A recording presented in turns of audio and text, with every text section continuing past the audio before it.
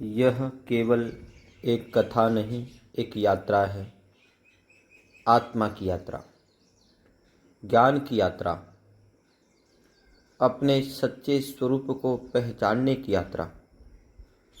सदियों पहले हिमालय की गुफाओं में, जंगलों की छाँव में, नदियों के किनारे और अग्निकुंडों की रोशनी में कुछ ऋषि बैठते थे। वे पूछते थे, मैं कौन हूँ? मृत्यु के पार क्या है? क्या ये जगत सत्य है? उनके प्रश्नों का उत्तर बना उपनिषद, जहाँ शब्द मौन में विलीन हो जाते हैं, जहाँ विचार आत्मा को छूते हैं, जहाँ मनुष्य ईश्वर से अलग नहीं, उसका ही अंश प्रतीत होता है। उपनिषद कोई धर्म नहीं सिखाते, वे जीवन की जड़ें बताते हैं। वे न हिंदू हैं, न मुस्लिम, न ईसाई। वे उस मौलिक सत्य के दर्पण हैं जिसमें हर आत्मा अपनी झलक देख सकती है। आज हम कौन हैं? आज के युग में हम बहुत कुछ जान गए हैं। हमने चांद पर पैर रख दिया, लेकिन अपने अंतर्यामी आत्मा को नहीं जाना। हम मोबाइल चला सकते हैं, इंटरनेट से जुड़ सकते हैं, लेकिन अपने अंतरतम मन से डिस्कनेक्टेड हैं। और इस डिस्कनेक्ट को जो रिकनेक्ट करता है वो है उपनिषद। आज की कथा में क्या मिलेगा? एक शेर का बच्चा जो खुद को भेड़ समझ बैठा था। राजा जनक, जिनकी पूरी नगरी जल रही थी और वे शांत थे। नचिकेता, जिसने मृत्यु से भी प्रश्न पूछे, और वो बीज जो बिना फल की चिंता किए धरती में समर्पित हो गया। इन सभी कथाओं के माध्यम से हम 5 दिव्य मंत्रों से गुजरेंगे। तत्त्वमसि, ईशावास्यम, प्रज्ञानम ब्रह्म, निष्काम कर्म और आत्मा की अमरता। क्यों सुने यह कथा? क्योंकि यह कथा शांति की खोज नहीं, स्वयं को पहचानने की खोज है। यह कथा धर्म सिखाने नहीं, ध्यान और अनुभव सिखाने आई है। यह कथा सूचना नहीं, चेतना जगाने आई है।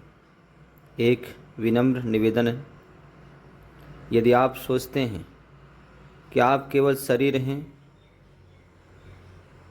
तो यह कथा आपकी सोच बदल सकती है।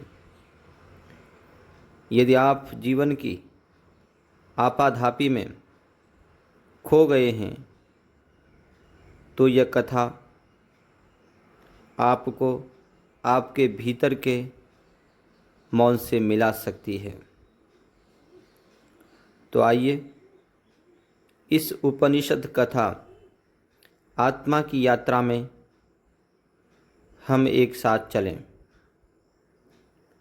ऋषियों के उन पद चिन्हों पर जहाँ से जीवन की असली शुरुआत होती है।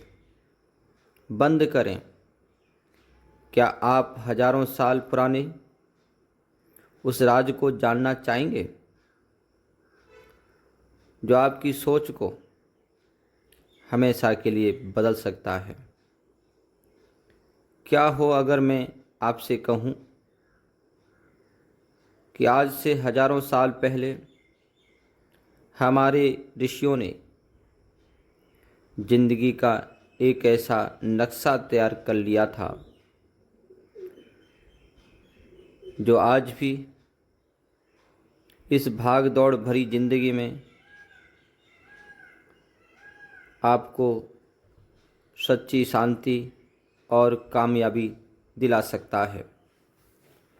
सब खुशी को बाहर ढूंढते हैं, एक नई नौकरी में, बेहतर रिश्तों में या ज़्यादा पैसों में। एक कभी न खत्म होने वाली दौड़ है, इस उम्मीद में कि अगले मोड़ पर हमें वह मंजिल मिल जाएगी जिसका नाम है शांति। पर हम जितना तेज भागते हैं, शांति उतनी ही दूर चली जाती है। तनाव, चिंता, अकेलापन और एक अजीब सा खालीपन जैसे हमारी जिंदगी का हिस्सा बन गया है। हम हर रोज़ खुद से यही सवाल करते हैं, क्या जिंदगी बस इतनी ही है? क्या इस लगातार चलती लड़ाई का कोई अंत है? इसका जवाब है हाँ। और ये जवाब छिपा है भारत के सबसे गहरे और शक्तिशाली ग्रंथों में, उपनिषदों में। ये सिर्फ किताबें नहीं हैं, ये चेतना का समंदर है। 11 से भी ज़्यादा उपनिषद, जिन्हें वेदों का सार यानी वेदांत भी कहा जाता है, हमें जिंदगी को देखने का एक बिल्कुल नया नज़रिया देते हैं। आज हम उसी समंदर में एक डुबकी लगाएंगे। हम 11 उपनिषदों के ज्ञान से उन 5 सबसे ताकतवर सिद्धांतों को निकालेंगे जो आपकी सोच को जड़ से बदल सकते हैं। ये कोई भारी भरकम प्रवचन नहीं होगा, बल्कि ये आपके लिए, आपकी जिंदगी के लिए, आपकी परेशानियों का एक अध्ययन पुस्तक होगा। तो अगले कुछ मिनटों के लिए दुनिया की सारी चिंताएं एक तरफ रख दीजिए और मेरे साथ इस सफ़र पर चलिए। ये सफ़र आपको बाहर की दुनिया से आपके अंदर की दुनिया की ओर ले जाएगा, जहां असली शांति और आनंद का खजाना मौजूद है। पहला नियम, तत् तुम वही हो। हमारा सबसे पहला और शायद सबसे क्रांतिकारी सिद्धांत छांदोग्य उपनिषद से आता है। तत्त्वमसि, इसका सीधा सा मतलब है तुम वही हो। ये 3 शब्द आपके होने के पूरे एहसास को बदल सकते हैं, लेकिन इसका असली मतलब है क्या? उपनिषद कहते हैं कि इस ब्रह्मांड की जो असली शक्ति है, जिसे ब्रह्म कहा गया है, वो परम चेतना, वो ऊर्जा जो सितारों को चलाती है, ग्रहों को घुमाती है और जिंदगी बनाती है, तुम उससे अलग नहीं हो। तुम उसी का एक हिस्सा हो, उसी का एक रूप हो। इसे ऐसे समझिए, समंदर की एक लहर को देखिए। क्या वो लहर समंदर से अलग है? नहीं, वो समुद्र से ही बनी है और आखिर में उसी में मिल जाएगी। उसका रूप अलग हो सकता है, उसका नाम अलग हो सकता है, लेकिन उसका असली वजूद तो समंदर ही है। बिल्कुल इसी तरह हम सब उस ब्रह्मांड की चेतना के सागर की लहरें हैं। हमारा शरीर, हमारा मन, हमारी पहचान, ये सब उस लहर के रूप जैसे हैं। लेकिन हमारी आत्मा, हमारा सच्चा में वो सागर ही है। आज की दुनिया में हम खुद को कितना छोटा महसूस करते हैं। हम अपनी कमजोरियां, अपनी गलतियों, अपनी सीमाओं से खुद को पहचानते हैं। मैं उतना अच्छा नहीं हूँ, मुझ में ये कमी है, मैं ये कर ही नहीं सकता। ये एहसास हमारे अंदर तक बैठ गया है। ये हमारे बड़े सपने देखने से रोकता है और हमें अपनी ही बनाई हुई जंजीरों में कैद रखता है। तत्वमसी इस पूरी सोच पर एक हथौड़े की तरह चोट करता है। ये आपको याद दिलाता है कि आप सिर्फ ये शरीर या ये मन नहीं हैं। आप अनंत संभावनाओं का खजाना हैं। आपके अंदर वही शक्ति है जो पूरे ब्रह्मांड को चला रही है।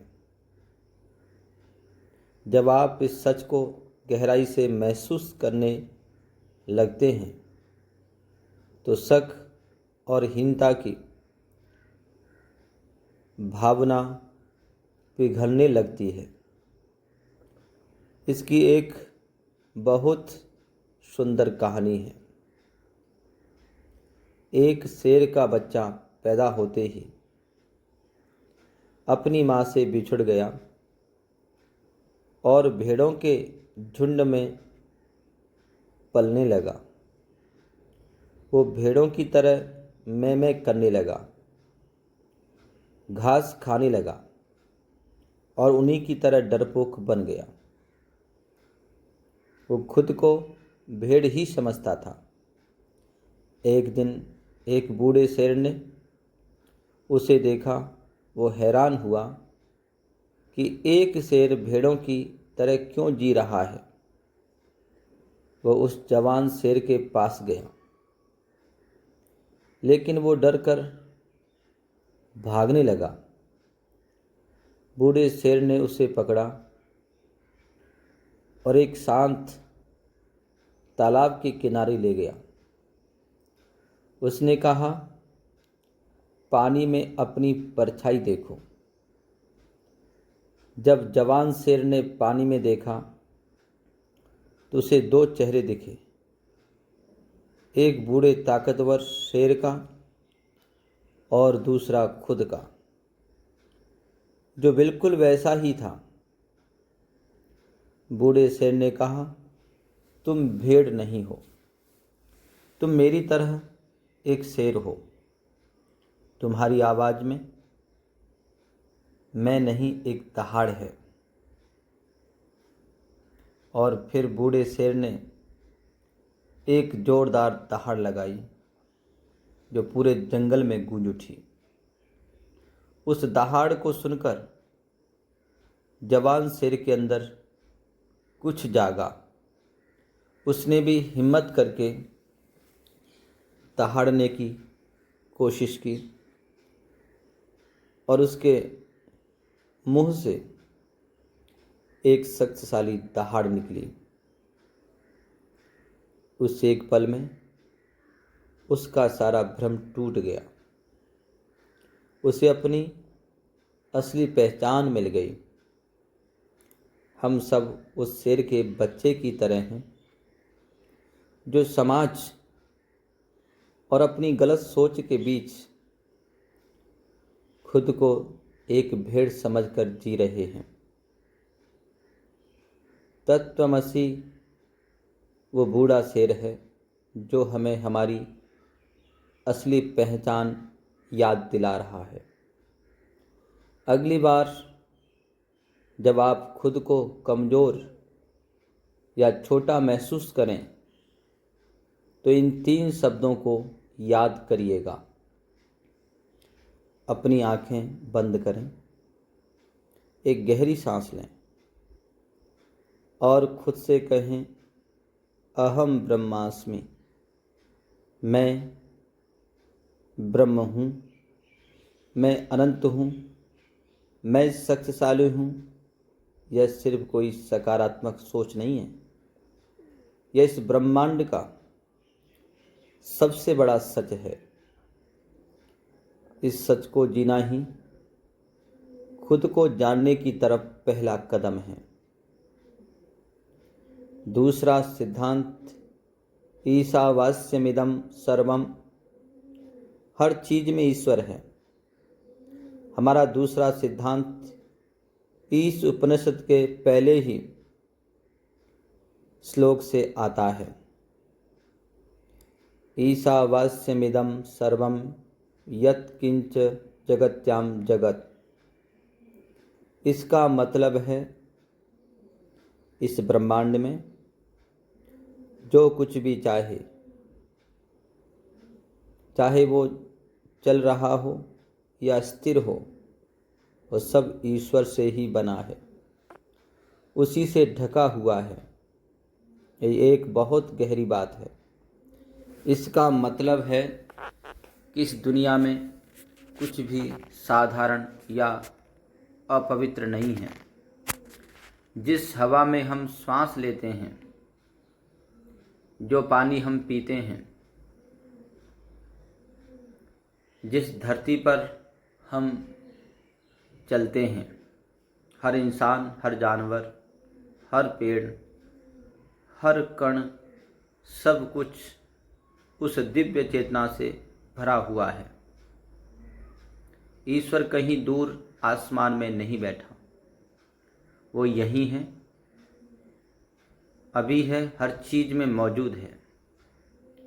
जब हम इस नज़रिए को अपनाते हैं तो हमारा जिंदगी के प्रति रवैया पूरी तरह बदल जाता है। आज की दुनिया में हमें चीज़ों का मालिक बनना सिखाती है।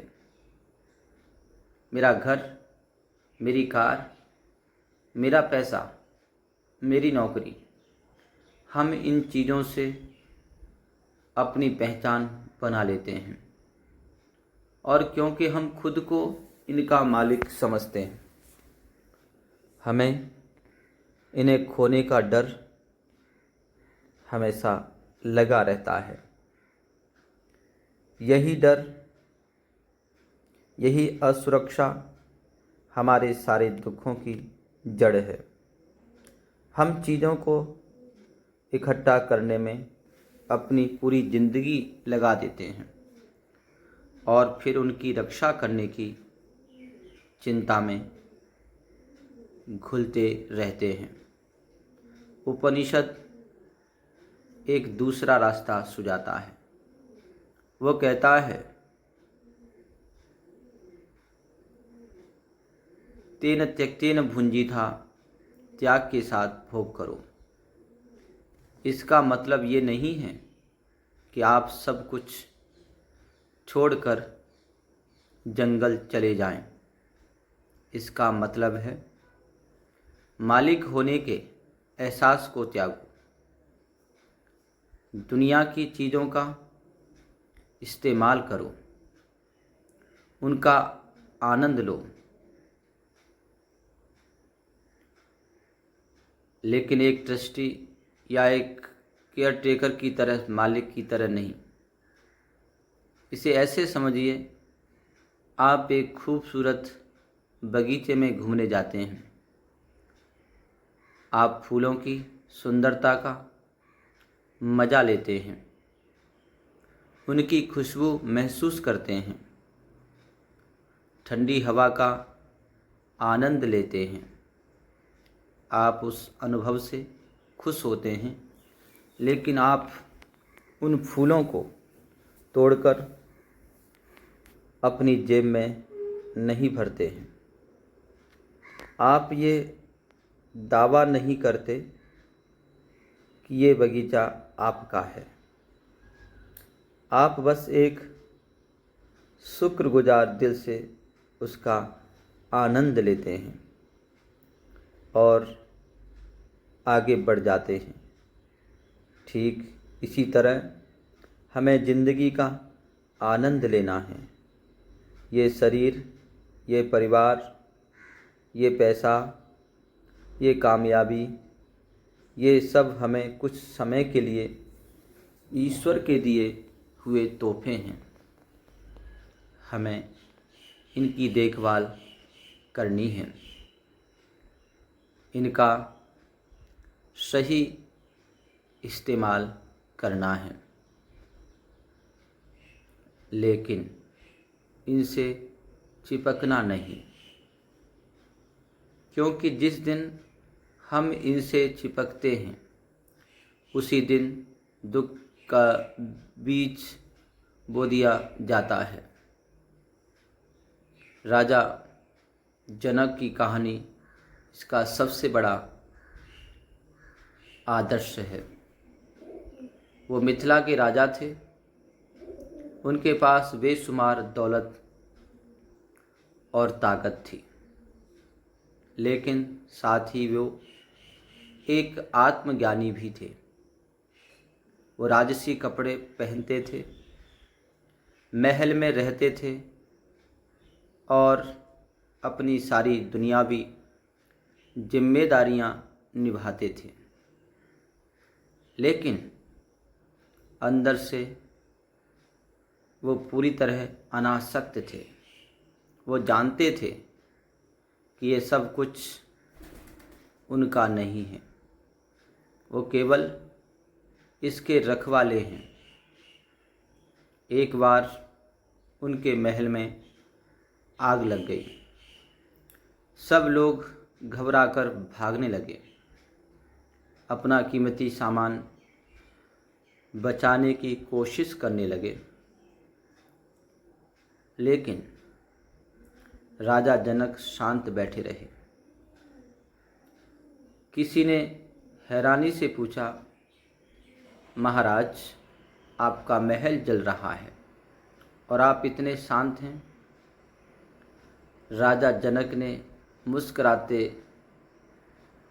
जवाब दिया, मिथिलाया प्रदीप्ताया न मे किंचन दहते। अगर पूरी मिथिला भी जल जाए तो भी मेरा कुछ नहीं जलता। सोचिए, ये वैराग्य का कैसा स्तर रहा होगा। ये समझ कि हमारा असली रूप आत्मा है और आत्मा को न आग जला सकती है, न पानी गीला कर सकता है। जब आप हर चीज़ में ईश्वर को देखना शुरू करते हैं तो आप चीज़ों का सम्मान करना सीखते हैं। आप प्रकृति का सम्मान करते हैं, क्योंकि वो दिव्य है। आप दूसरे इंसानों का सम्मान करते हैं क्योंकि उनमें भी वही ईश्वर है। आपकी शिकायतें कम हो जाती हैं और शुक्राना बढ़ जाता है। आपको जो मिला है उसके लिए आप आभारी होते हैं और जो नहीं मिला उसका आपको कोई अफसोस नहीं होता। तो अगली बार जब आप अपनी कार चला रहे हों, अपने घर में बैठे हों या अपने परिवार के साथ हों, तो एक पल के लिए रुकें और याद करें कि ये सब कुछ एक पवित्र तोहफा है। इसका आनंद लें, इसकी देखभाल करें, लेकिन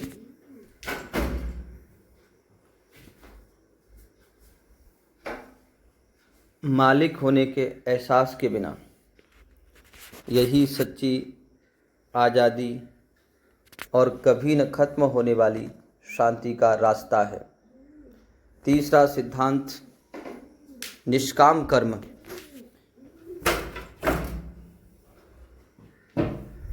बिना फल की उम्मीद के काम करना।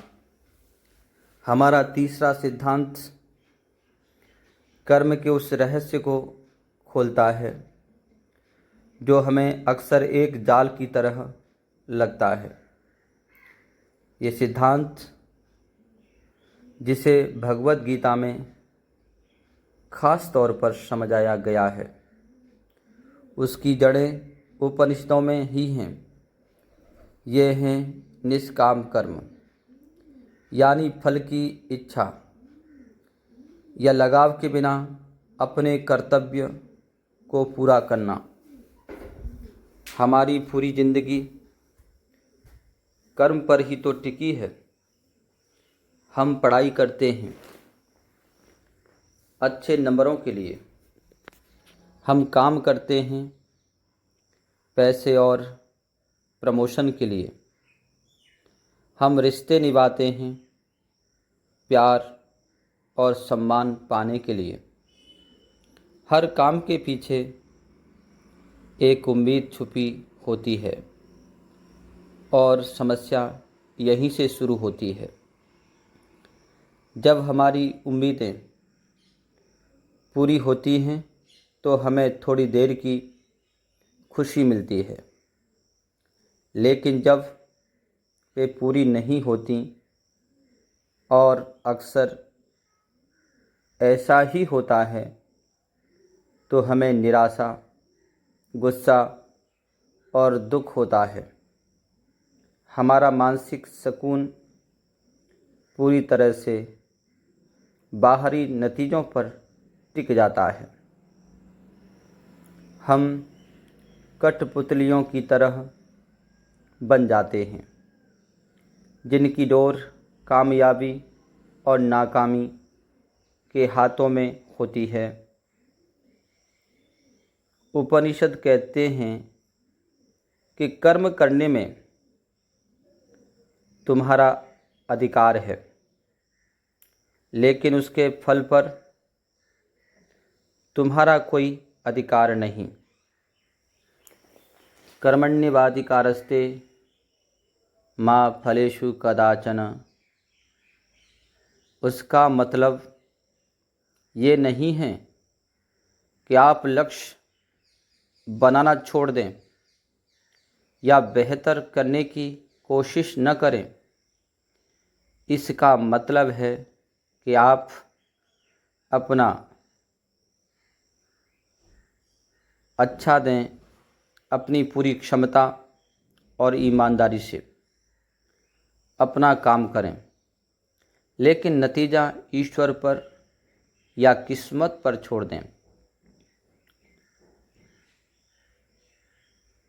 एक सज्जन के बारे में सोचिए। जब वह ऑपरेशन थिएटर में होता है तो उसका पूरा ध्यान अपने काम पर, अपने हर एक स्टेप पर होता है। वो अपना 100% देता है। वो उस समय ये नहीं सोचता कि मरीज़ उसे कितनी फीस देगा या अखबार में उसकी तारीफ़ छपेगी या नहीं। अगर वो ऐसा सोचेगा तो उसका हाथ कांप जाएगा और वो अपना काम ठीक से नहीं कर पाएगा। उसका धर्म है अपना कर्म पूरी कुशलता से करना। नतीजा उसके हाथ में नहीं है। यही निष्काम कर्म का सार है। जब आप काम की प्रक्रिया में आनंद लेना सीखते हैं, न कि सिर्फ नतीजे में, तो आप एक अद्भुत आज़ादी महसूस करते हैं। नाकामी का डर गायब हो जाता है, क्योंकि आपकी खुशी अब नतीजे से बंधी नहीं है। आप काम इसलिए करते हैं क्योंकि वो आपका कर्तव्य है, आपका धर्म है, और उसे करने में ही एक अंदरूनी सुकून है।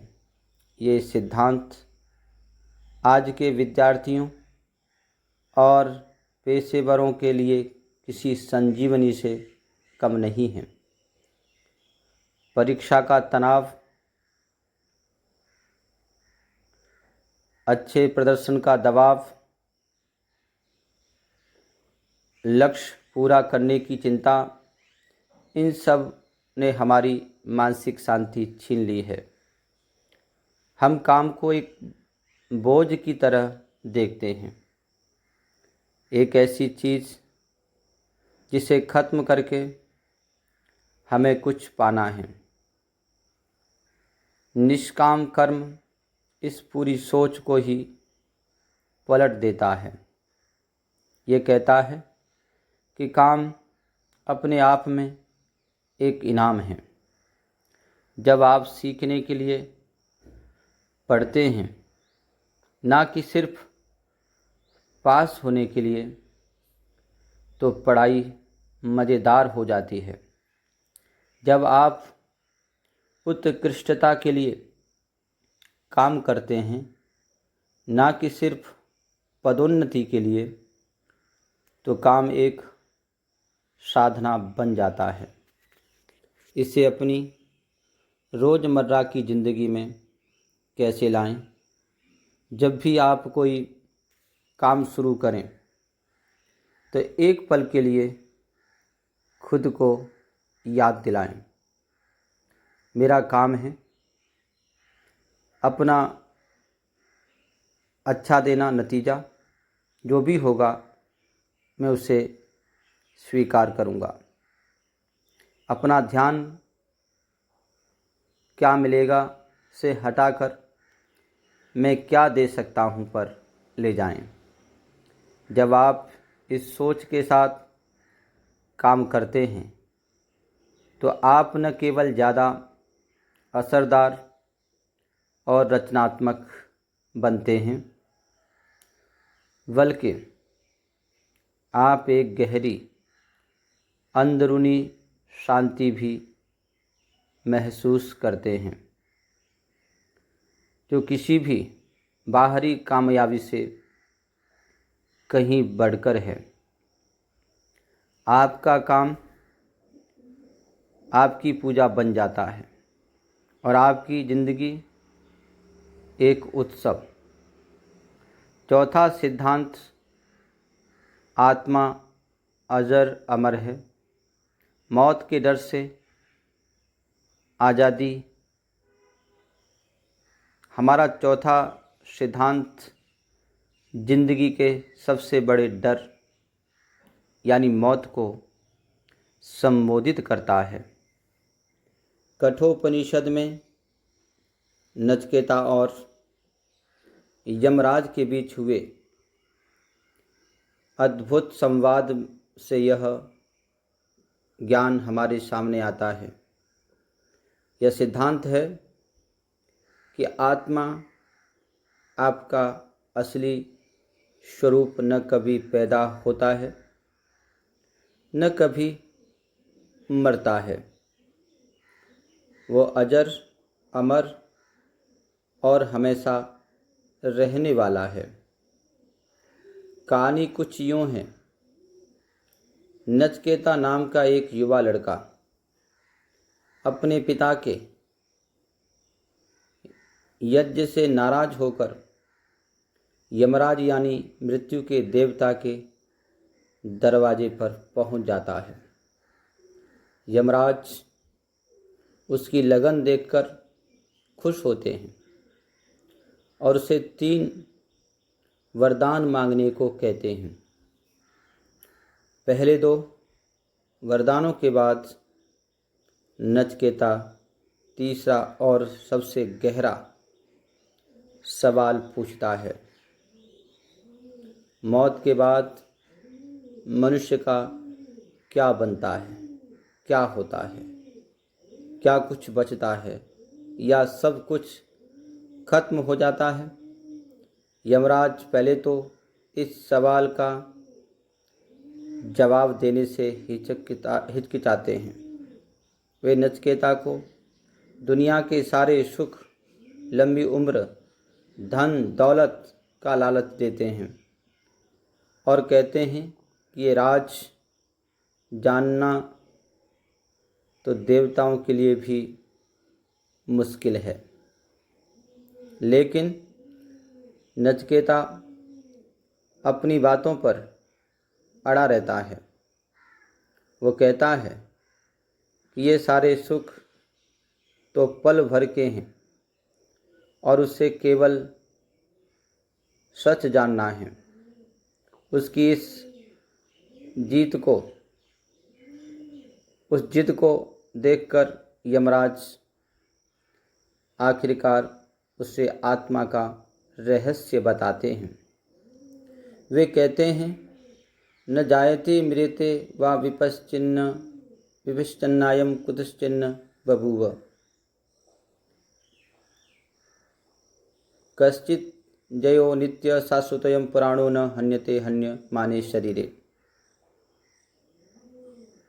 यानी ये आत्म तत्व न तो जन्म लेता है और ना ही मरता है। ये न किसी से पैदा हुआ है और ना ही इससे कोई पैदा हुआ है। ये अजन्मा, नित्य, हमेशा रहने वाला और सबसे पुराना है। शरीर के मारे जाने पर भी ये नहीं मारा जाता। यह एक अकेली सोच आपकी पूरी जिंदगी बदल सकती है। हम सिर्फ मौत से ही नहीं डरते, हम हर तरह के अंत से डरते हैं।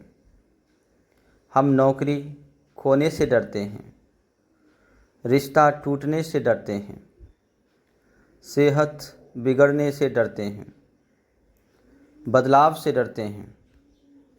हर अंत हमें एक छोटी मौत जैसा लगता है। ये डर हमें चीज़ों और लोगों से बुरी तरह चिपकने पर मजबूर करता है और हमें आज में जीने से रोकता है। हम हमेशा भविष्य की चिंता में रहते हैं कि कहीं कुछ खत्म न हो जाए। उपनिषद का ये सिद्धांत हमें यकीन दिलाता है कि हमारा असली में कभी खत्म नहीं हो सकता। शरीर एक वस्त्र की तरह है जिसे आत्मा एक जीवन के लिए पहनती है, और जब ये वस्त्र पुराना या फट जाता है तो आत्मा इसे उतारकर नया कपड़ा पहन लेती है। मौत अंत नहीं, सिर्फ एक बदलाव है, एक पड़ाव से दूसरे पड़ाव का सफ़र। जब ये समझ हमारे अंदर गहरी उतरती है तो डर की पकड़ ढीली पड़ जाती है। हम जिंदगी को ज़्यादा हिम्मत और खुलेपन के साथ जीना सीखते हैं। हम जोखिम उठाने से नहीं डरते, क्योंकि हम जानते हैं कि हमारी असली पहचान पर किसी भी नतीजे का असर नहीं हो सकता। हम रिश्तों को ज़्यादा आज़ादी से जी पाते हैं, क्योंकि हम जानते हैं कि जिस्मानी दूरी आत्मा के जुड़ाव को ख़त्म नहीं कर सकती। यह हमें किसी अपने को खोने के दुख से उभरने की भी ताकत देता है। जब हम किसी प्रियजन को खोते हैं तो दुख होना स्वाभाविक है, लेकिन इस ध्यान के साथ हम ये भी समझते हैं कि ये हमने केवल उनके शरीर को खोया है। उनकी आत्मा, उनकी चेतना हमेशा जिंदा है।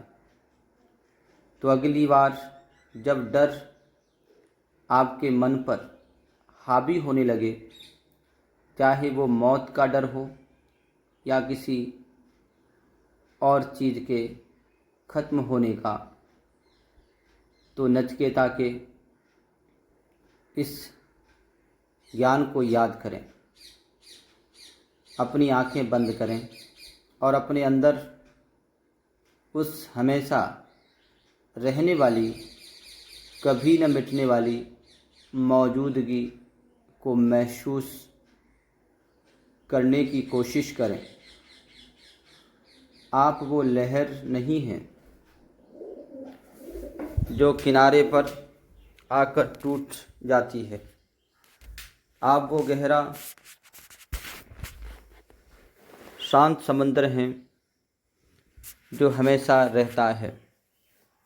ये एहसास आपको उस असीम शांति और निडरता से भर देता है जो किसी भी बाहरी हालात पर निर्भर नहीं है।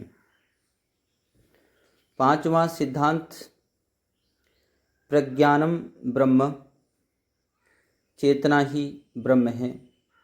हमारा पांचवा और आखिरी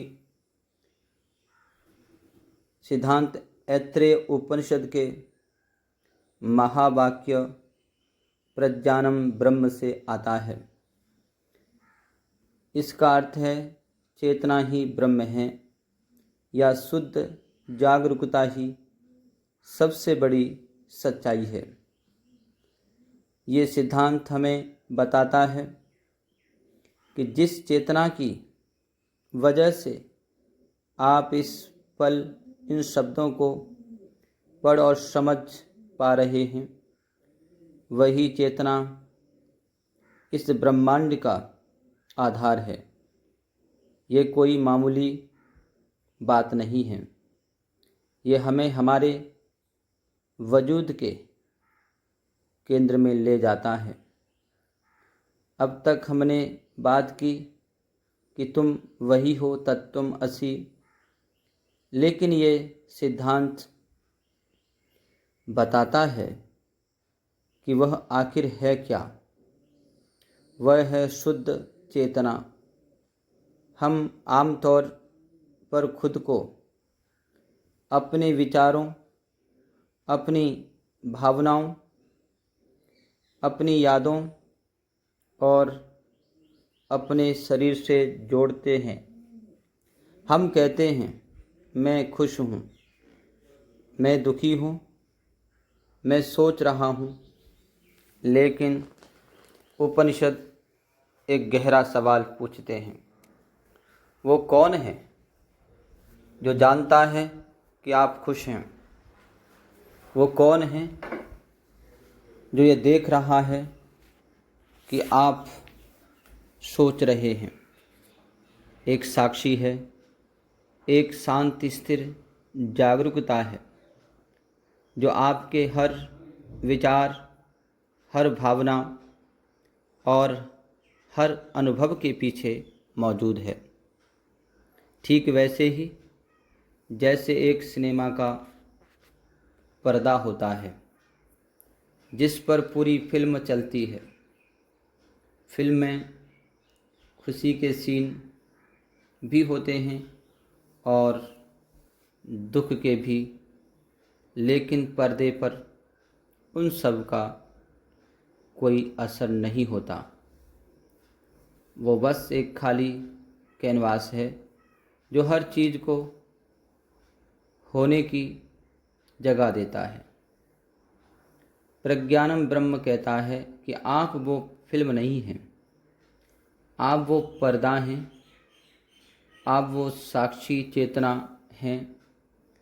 आपके विचार आते ही आते जाते रहते हैं, भावनाएं बदलती रहती हैं, शरीर बूढ़ा होता है, हालात बदलते हैं, लेकिन वो जानने वाली चेतना हमेशा एक जैसी रहती है। जब आप बच्चे थे तब भी वही चेतना थी, आज भी वही है और भविष्य में भी वही रहेगी। इसी साक्षी भाव को साधना ही ध्यान का असली मतलब है। जब आप अपनी आंखें बंद करके बैठते हैं और अपने विचारों को बिना टोका टाकी के बस देखते हैं, तो आप धीरे धीरे अपने विचारों से अपनी पहचान करते हैं। आप ये महसूस करने लगते हैं, हटाना शुरू कर देते हैं कि आप सोचने वाले नहीं बल्कि विचारों को देखने वाले हैं। ये दूरी, ये अलगाव आपको ज़बरदस्त शांति और स्पष्टता देते हैं। आज की दुनिया में हमारा मन लगातार शोर से भरा रहता है। सोशल मीडिया की सूचनाएं, काम का तनाव, भविष्य की चिंताएं, अतीत के पछतावे, ये शोर हमें कभी शांत नहीं होने देता। हम अपने ही दिमागी बकवास में खोए रहते हैं। ये चीज़ें हमें रिएक्ट बना देती हैं। किसी ने कुछ कहा और हमें तुरंत गुस्सा आ गया। कोई स्थिति बदली और हम तुरंत चिंतित हो गए। साक्षी चेतना का अभ्यास हमें रिएक्टिव होने के बजाय सचेत कॉन्शियस बनाता है। जब कोई नकारात्मक विचार या भावना उठती है तो आप उसके साथ बहने के बजाय उसे एक बादल की तरह आते और जाते हुए देख सकते हैं। आप चुन सकते हैं कि आपको इस पर प्रतिक्रिया देनी है या नहीं। ये चुनने की शक्ति ही सच्ची आज़ादी है। मांडुक्य उपनिषद इसी चेतना की 4 अवस्थाओं के बारे में बताता है। जागृत, जब हम बाहरी दुनिया के प्रति सचेत होते हैं। स्वप्न, जब हम अपने अंदर की सपनों की दुनिया के प्रति सचेत होते हैं। सुषुप्ति, गहरी नींद की अवस्था, जहाँ कोई विचार नहीं होता, बस शांति होती है। तुरीय और शुद्ध साक्षी चेतना, जो इन तीनों अवस्थाओं के पार है, लेकिन इन तीनों में मौजूद भी है। यही अवस्था ब्रह्म है, परम शांति और एकता का अनुभव। इस सिद्धांत को जीवन में उतारने का सबसे सरल तरीका है माइंडफुलनेस का अभ्यास। आप जो कुछ भी कर रहे हैं उसे पूरी जागरूकता के साथ करें। जब आप खाना खा रहे हैं तो सिर्फ खाना खाएं। उसके हर स्वाद, हर खुशबू को महसूस करें। जब आप चल रहे हैं तो अपने कदमों और अपनी सांसों पर ध्यान दें। दिन में कुछ मिनट निकालकर शांत बैठें।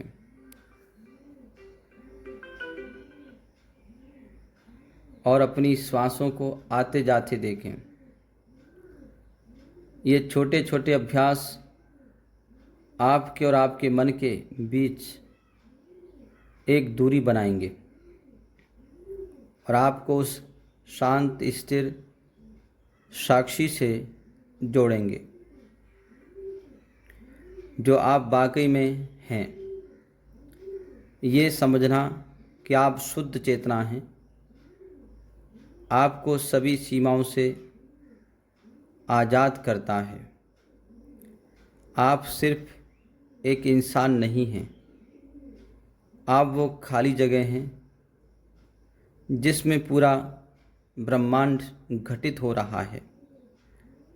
यही ज्ञान का शिखर है और यही स्थायी आनंद की चाबी है। तो ये थी 11 उपनिषदों के महासागर से निकली 5 अमृत की बूंदें। तत्त्वमसि, तुम ब्रह्मांड की अनंत शक्ति हो, कोई मामूली इंसान नहीं। ईशा वास्यमिदं सर्वम, सब कुछ पवित्र है, इसलिए चीज़ों को एक रखवाले की तरह इस्तेमाल करो, मालिक की तरह नहीं। निष्काम कर्म अपना उत्तम करो और नतीजे की चिंता छोड़ दो। काम करने में ही मज़ा खोजो। आत्मा अमर है, तुम शरीर नहीं। हमेशा रहने वाली आत्मा हो। मौत और अंत का डर बेकार है। प्रज्ञानम ब्रह्म, तुम शुद्ध चेतना हो। अपने विचारों और भावनाओं के शांत दर्शक। ये सिद्धांत केवल किताबी बातें नहीं हैं, ये ज़िंदगी जीने के तरीके हैं। ये हमें याद दिलाते हैं कि सच्ची खुशी, सच्ची शांति और सच्ची आज़ादी कहीं बाहर नहीं है, वो हमारे अंदर है। हमारे असली स्वरूप को खोजने में छिपी है। उपनिषद हमें किसी बाहरी भगवान पर निर्भर होने को नहीं कहते, बल्कि वे हमें अपने अंदर की दिव्यता को जगाने के लिए कहते हैं। ये सफ़र शायद तुरंत पूरा नहीं न हो, लेकिन इन विचारों का बीज आज आपके मन में बो दिया गया है। अब इसे सींचना आपका काम है। इन सिद्धांतों पर सोचें, विचार करें और उन्हें अपनी ज़िंदगी में उतारने की कोशिश करें। अगर इस सफ़र में कोई भी बात आपके दिल को छू गई हो, अगर आपको लगा हो कि ये ज्ञान आपकी ज़िंदगी में एक अच्छा बदलाव ला सकता है, तो अपनी इस यात्रा को हमारे साथ, और अगर आप ज्ञान के इस गहरे समंदर में और डुबकी लगाना चाहते हैं, क्योंकि हम ऐसे ही ज़िंदगी बदलने वाले विचार आप तक लाते रहेंगे। विचारों को उन लोगों के साथ शेयर बांटें जिनसे आप प्यार करते हैं, क्योंकि ज्ञान बांटने से बढ़ता है। याद रखिए, आप शांति की तलाश में नहीं हैं, आप खुद ही शांति हैं। आपको बस अपनी आँखें खोलकर सत्यमेव जयते, आत्मा ही सत्य है, शरीर नहीं। आज की इस दिव्य उपनिषद कथा में हमने केवल कथा नहीं सुनी, बल्कि हमने अपने स्वरूप को छूने का प्रयास किया है। हमने जाना कि तत्त्वमसि तुम वही हो जो परमात्मा है। ईशावास्यमिदं सर्वम, यह सारा जगत ईश्वर से भरा है। आत्मा नित्य है, अमर है, न इसे अग्नि जला सकती है, न जल भिगो सकता है। निष्काम कर्म बिना फल की इच्छा के कर्म ही आत्मा को शुद्ध करता है। प्रज्ञानम ब्रह्म, चेतना ही ब्रह्म है और वह चेतना हम में है। हमने सुनी नचिकेता की साहसिक जिज्ञासा, राजा जनक की अद्भुत स्थिरता और उस शेर के बच्चे की कहानी जो अपने भीतर की शक्ति भूल बैठा था। इन सभी दृष्टांतों में कहीं न कहीं हमारा ही प्रतिबिंब है। हम सब अपने आप में पूर्ण हैं, लेकिन भूल गए हैं यह कथा समाप्त नहीं हुई है। इसकी शुरुआत अब आपके भीतर होगी। प्रिय साथियों, उपनिषद केवल पुस्तक नहीं है, अनुभव की अग्नि है। आज आपने जो सुना वह केवल शब्द नहीं थे, वे बीज थे जो आपके अंतर में बोए गए हैं। अब यह आपकी साधना है कि उन बीजों को जल दो, ध्यान दो, और एक दिन वे जागेंगे। तब आप जानोगे, नहीं, स्वयं ब्रह्म अनुभव करोगे, अर्थात परमात्मा के पुत्र के रूप में अनुभव करोगे। आज से हर कर्म में योग, हर व्यवहार में ईश्वर दृष्टि, हर श्वास में प्रज्ञा, यही उपनिषद की जीवंतता है। अंत में मैं यही प्रार्थना करता हूँ, असतो मा सद्गमय तमसो मा ज्योतिर्गमय मृत्योर्मा अमृतम गमय। ईश्वर हमें असत्य से सत्य की ओर, अंधकार से प्रकाश की ओर और मृत्यु से अमरता की ओर ले चलो। ओम शांति शांति शांति।